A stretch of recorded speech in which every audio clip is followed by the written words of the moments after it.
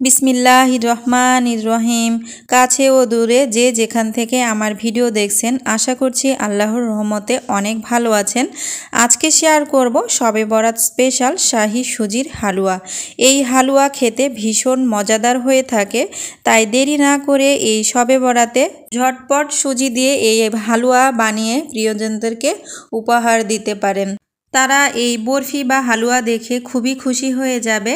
তো আশা করছি আমার আজকের এই হালুয়ার রেসিপিটি আপনাদের কাছে অনেক ভালো লাগবে, আর আপনাদের ভালো লাগায় কিন্তু আমার ভিডিওর সার্থকতা। তো চলুন দেরি না করে মূল রেসিপিতে যাওয়া যাক। তো চুলাতে আমি একটা ফ্রাই প্যান বসিয়ে দিয়েছি, আর এখানে দিয়ে দিচ্ছি 2 টেবিল চামচ পরিমাণ ঘি। আপনাদের কাছে যদি ঘিটা না থাকে তাহলে সয়াবিন তেলটা দিয়ে নেবেন। তো ঘিটা গলিয়ে নেওয়ার পর এই যে আমি এখানে 1 প্যাকেট সুজি নিয়ে নিয়েছি। তো সুজি থেকে আমি 1 কাপ পরিমাণ সুজি বের করে নিয়েছি। তারপর এখানে আমি ব্যবহার করছি হাফ কাপ পরিমাণ নারিকেল।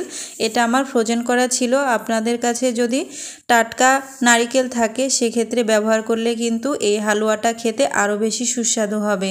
আমি নারিকেল এবং সুজিগুলোকে 2-3 মিনিটের মতো নেড়ে চেড়ে ভেজে নেব।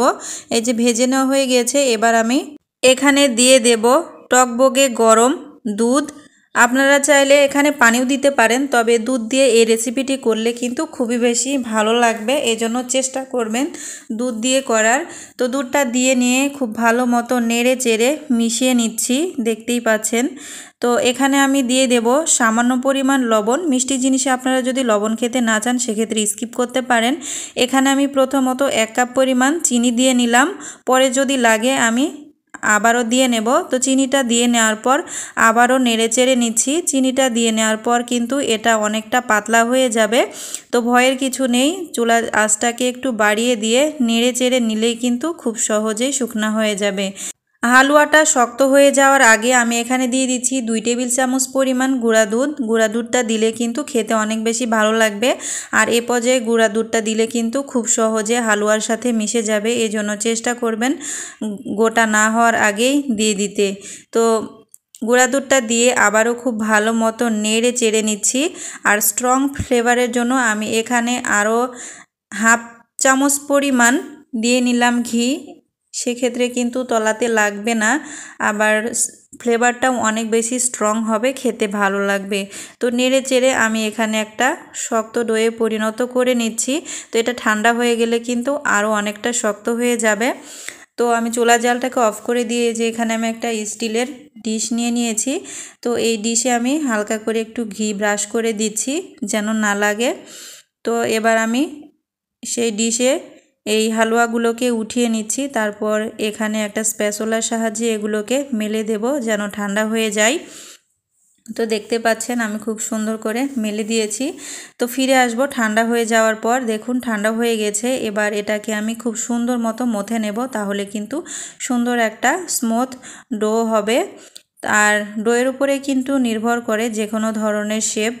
আমি আজকে আপনাদেরকে দেখিয়ে দেব কীরকমভাবে আমি হালুয়া বা বরফি বানাচ্ছি। দেখুন আমি হাতের তালুতে একটু ঘি মাখিয়ে নিয়ে এটাকে সুন্দর গোলাকার করে নিচ্ছি। তারপর এটাকে এই যে রুটি বেলা যে ফিরাটা থাকে সেই ফিরাতে হাত দিয়ে চেপে চেপে এটাকে একটা রুটি বানিয়ে নেব।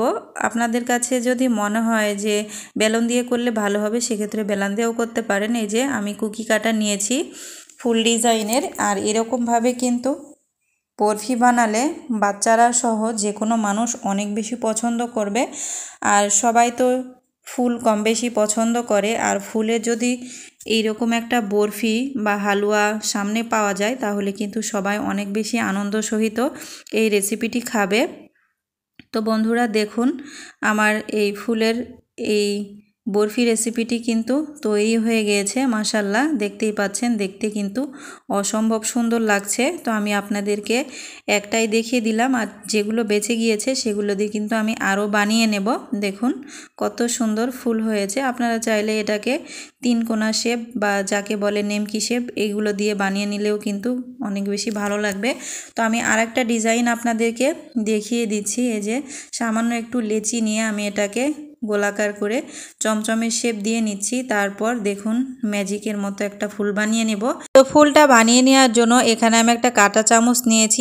ভিডিওতে ভালোভাবে লক্ষ্য করুন আমি কাঁটা চামচ দিয়ে কীরকমভাবে সুন্দর একটা পিঠা বানিয়ে নিচ্ছি। দেখুন মাশাল্লাহ, এটাও কিন্তু দেখতে অসম্ভব সুন্দর লাগতেছে। আমি আপনাদের বোঝানোর সুবিধার্থে আরও একটা বানিয়ে দেখাচ্ছি। দেখুন ওপর দিক থেকে নিচ দিকে টেনে নিয়ে এসেছি, জাস্ট মাঝখানে একটু ফাঁকা থাকবে। মাশাল্লাহ, অনেক বেশি সুন্দর হয়েছে। আপনাদের সাথে কথা বলতে বলতে কিন্তু আমার সবগুলো বরফি বানিয়ে নেওয়া হয়ে গেছে। তো আমার আজকের হালুয়ার বরফিটি কেমন হয়েছে অবশ্যই আমাকে কমেন্টসে জানাবেন। যদি ভালো লাগে ভিডিওতে একটি লাইক দেবেন, আর যদি চ্যানেলটি সাবস্ক্রাইব করা না থাকে সাবস্ক্রাইব করবেন। আর এই রেসিপিটি যদি খুব বেশি ভালো লাগে ফ্রেন্ড সার্কেল এবং ফ্যামিলিদের সাথে শেয়ার করবেন। তো আমি এর স্বাদটা বাড়ানোর জন্য এবং দেখার সৌন্দর্যে এখানে কাজু বাদাম এবং পেস্তা বাদাম ও কাঠবাদাম একটু ছিটিয়ে দিয়েছি। সামনে শনিবার মানে 15 ফেব্রুয়ারি হচ্ছে শবে বরাত, চাইলে প্রিয়জনদেরকে এই রেসিপিটি উপহার দিতে পারেন। ধন্যবাদ সবাইকে।